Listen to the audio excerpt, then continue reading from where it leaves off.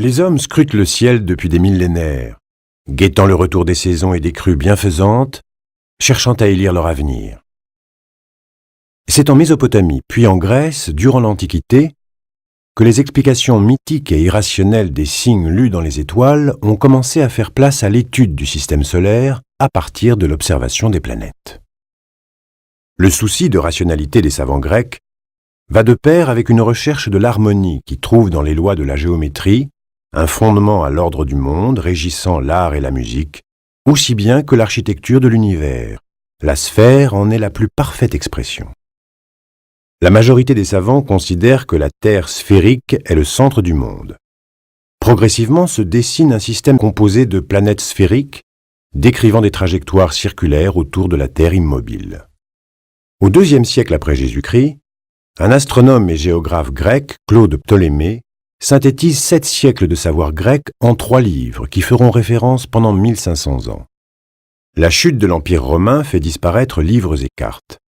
Mais à partir du IXe siècle, les savants arabes et persans vont traduire les ouvrages grecs et sauvegarder, en l'améliorant, l'héritage de Ptolémée. Ils perfectionnent les instruments d'observation et les tables astronomiques grâce à leur maîtrise des mathématiques. C'est grâce à eux que l'Occident chrétien renouera avec le savoir grec au XVe siècle. Au siècle suivant, Nicolas Copernic bouleverse cette vision du monde en affirmant que la Terre tourne autour du Soleil ainsi que les autres planètes. Considéré comme hérétique, Galilée sera condamné pour avoir confirmé cette hypothèse et contraint à abjurer. Pourtant, dès lors, la représentation du ciel s'appuiera sur l'observation. Kepler, à partir des travaux de Tycho Brahe, démontre que le mouvement des astres dessine une ellipse et non un cercle, et Newton, à la fin du XVIIe siècle, énonce la loi de la gravitation universelle. Les calculs ont permis de définir la taille des planètes et leur distance relative au Soleil, mais c'est l'invention de la lunette astronomique qui rendra possible l'observation de leur surface.